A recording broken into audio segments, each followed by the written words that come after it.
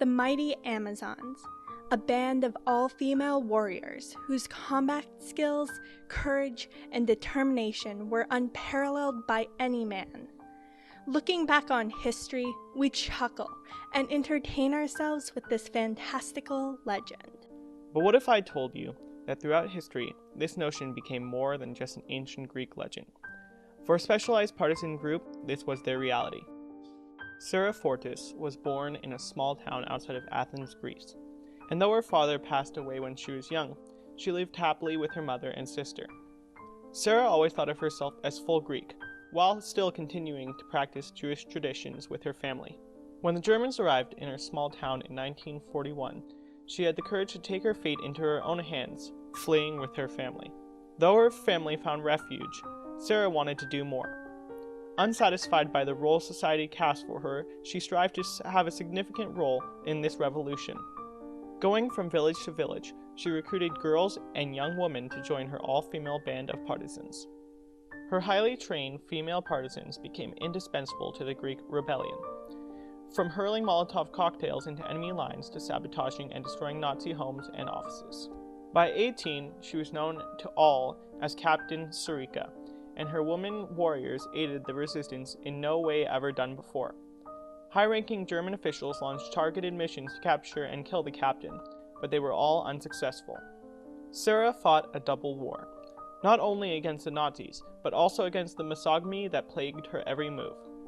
She devised a strict code of conduct for her group of female fighters to uphold their morals, even when antagonized by male comrades.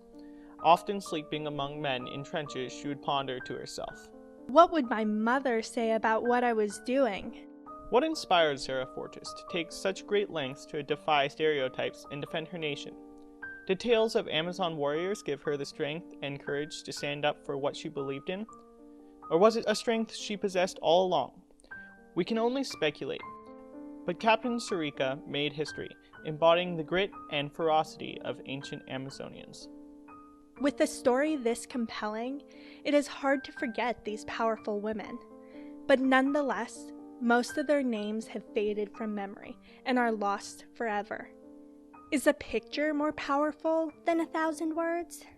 Feya Schulman was born in Poland. During the occupation, her and her family were forced into the London ghetto. There the Nazis killed over 1,850 Jews, leaving only 26 people to record their slaughter. Feya was chosen for her photography skills and was forced to develop the film of her family's murder and mass burial. Unknown to the Nazis, she secretly made copies of her work, documenting the crimes that they had committed. During a partisan raid of the ghetto, Feya fled, successfully escaping into the forest, joining the partisan group as a nurse. We know her best today as one of the only partisan photographers.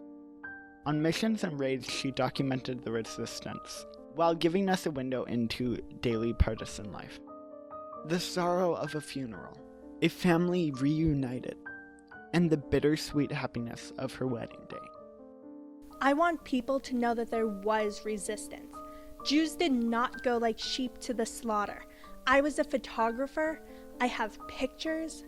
I have proof. Through the lens of her camera, she captured the essence of resistance, and her pictures tell countless stories even today. Without capturing the stories of others through legends, film, photos, or first-hand accounts, the ability to remember those we have lost and advocate for change start to slip through our fingers. Be warned, this next part of the exhibit contains sensitive material involving violence and human rights violations. Continue at your own discretion. Each of the partisans we have covered in our exhibit survived the Holocaust and have since tirelessly continued their fight against anti-Semitism by educating others and sharing their life experiences. Both survivors were part of resistances and protests in Palestine, Greece, and beyond after World War II.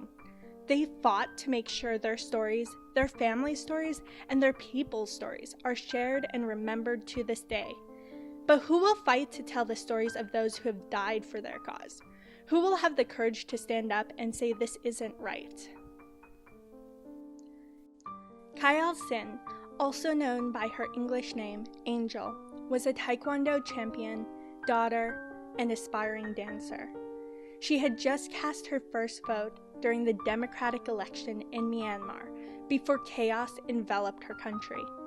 The military coup and violation of human rights prompted this 19-year-old and thousands of other citizens to take to the streets in protest. Wearing a shirt with the motto, "Everything will be okay," she chose to help other protesters instead of fleeing, even when the military started using violent suppression tactics. As tear gas filled the packed streets, she opened a water pipe and helped others wash their teary eyes. Angel was murdered by the Myanmar military as they opened fire into the crowd of protesters. Marked as the bloodiest day of the protests so far, 38 citizens were killed, 2 of which were children. What does it mean to be human? What is the value of a life? Does a doctor's life hold value? Does a photographer hold the magic key to life or death? Is a teacher's life worth the price? Does a mother, dressed in her finest wedding gown, deserve to live? Is a terrified child's life worth a ceasefire? How will we remember them? Who will tell their stories? Bystander. Upstander. We are at a crossroads. Which will you choose?